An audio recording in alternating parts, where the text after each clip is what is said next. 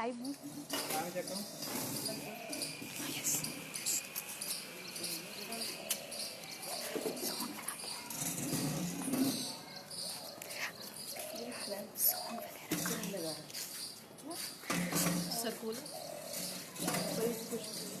एक आध चीज को डाल देते ना, कोई पत्थर वगैरह।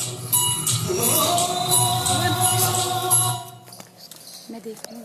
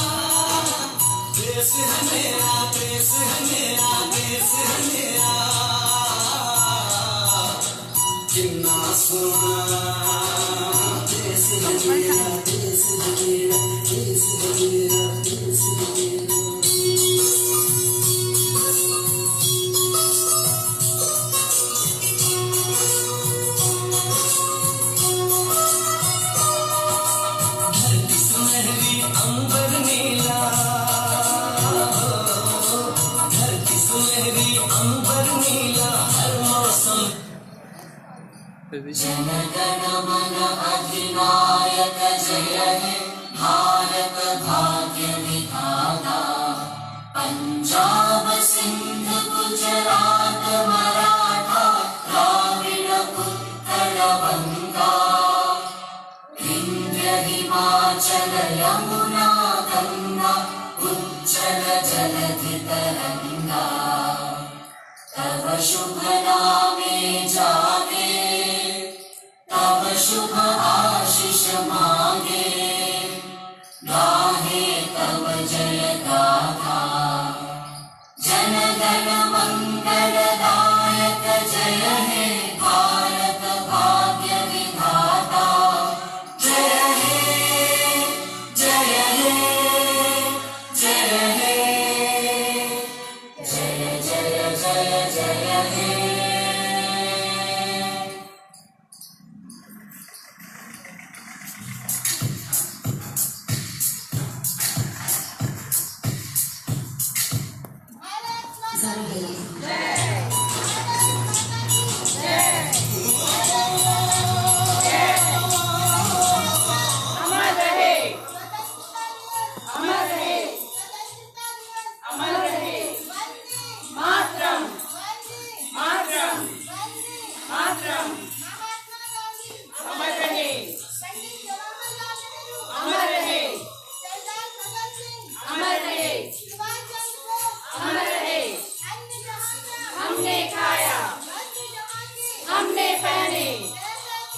देश हमारा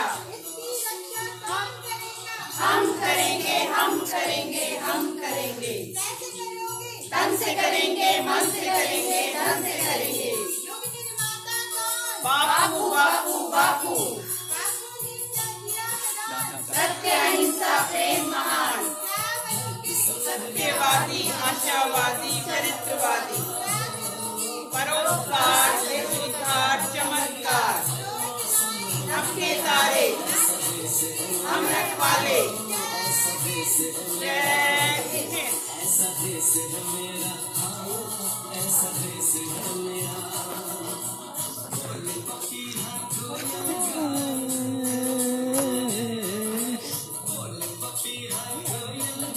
सावन गिर गिर आए, ऐसा देश है मेरा, ऐसा देश है मेरा।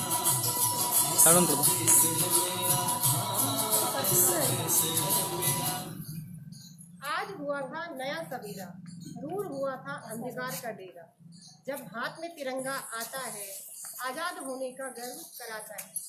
वीरों को याद करके आंसू बहे हजार, जिनकी देन है हमको स्वतंत्रता का यह जवान।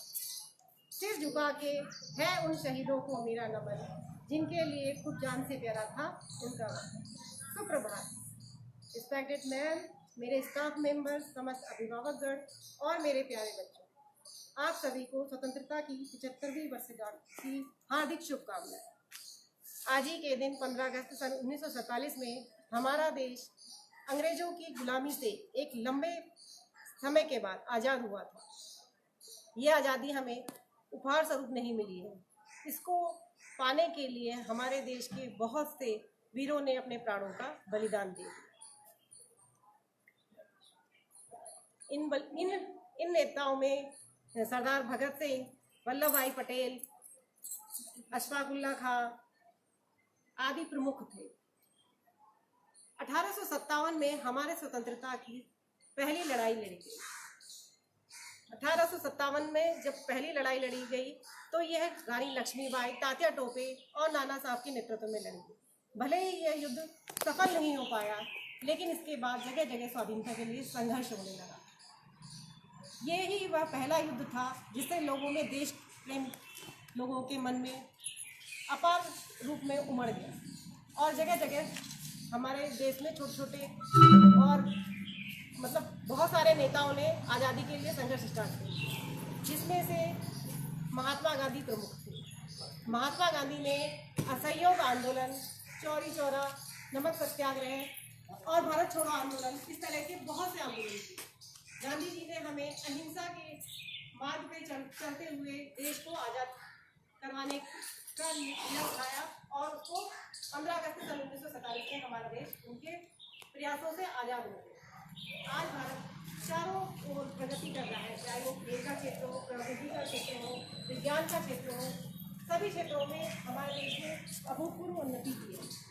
आज हमारा देश एक विकासशील देश जरूर है, लेकिन हमारे देश में विज्ञान के क्षेत्र में आज इतनी तरक्की है कि विकसित देशों में जितना वैक्सीन इस टाइम कोरोना के टाइम में वैक्सीन का आविष्कार नहीं कर पाए, हमारा देश एक विकासशील देशों के लिए 2 वैक्सीन का आविष्कार किया। खेलों के क्षेत्र में भी ओलंपिक में अभूतपूर्व प्रदर्शन किया। हमारा देश निरंतर विज्ञान से लेकर प्रौद्योगिकी से लेकर सब क्षेत्रों में तरक्की कर रहा है, लेकिन फिर भी हमारे समाज में सांप्रदायिकता की भावना बहुत अधिक बढ़ी है। हमारा ये कर्तव्य बनता है कि हम अपने देश से सांप्रदायिकता को उखाड़ दें और राष्ट्र और समाज के निर्माण में अपना अभूतपूर्व योगदान दें। जय हिंद, जय भारत।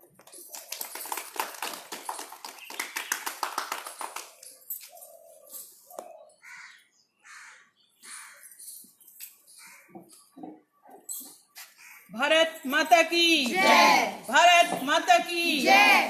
वंदे मातरम। वंदे मातरम। आजाद हुआ आज के दिन देश हमारा, इस वास्ते 15 अगस्त है हमें प्यारा।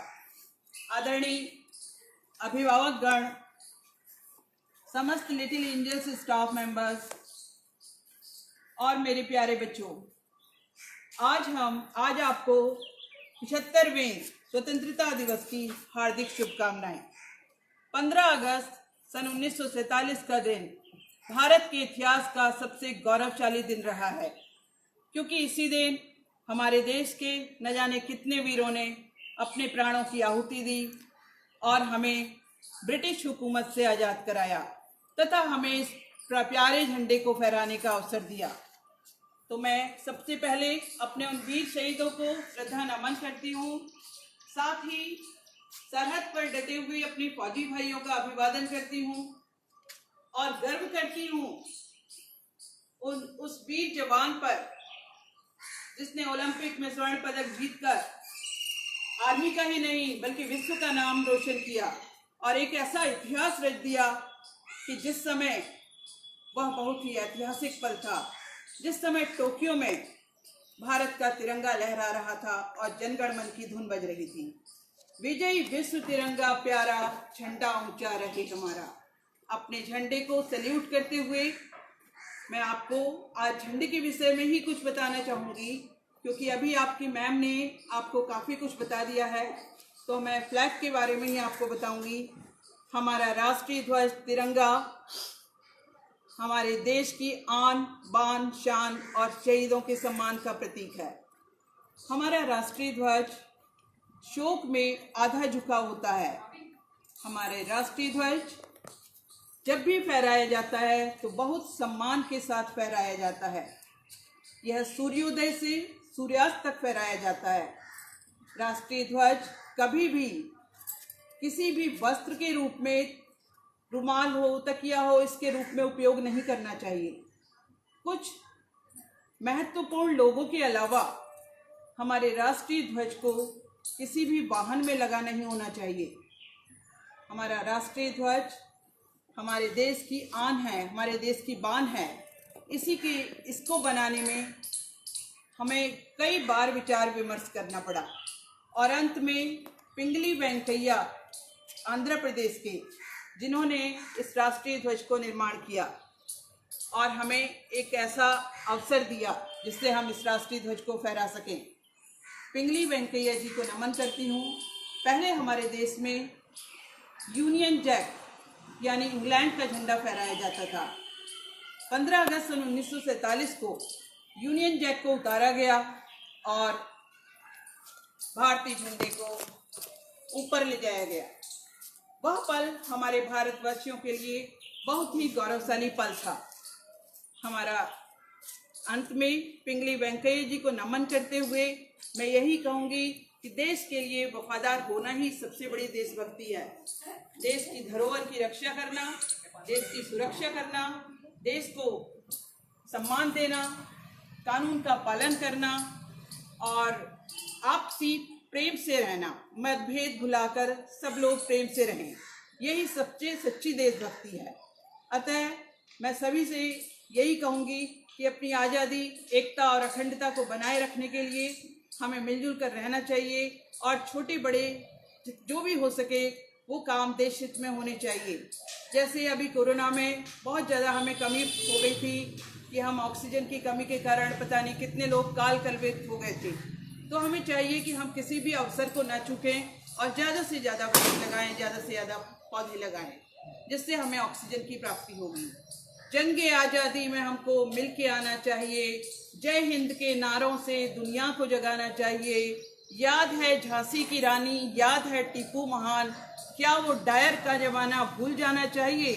बांध लो सर पर कफन और हाथ में शमशीर हो, हमको अपनी आज़ादी को फिर न गंवाना चाहिए, हमको अपनी आज़ादी को फिर न गंवाना चाहिए। जय भारत, जय उत्तराखंड।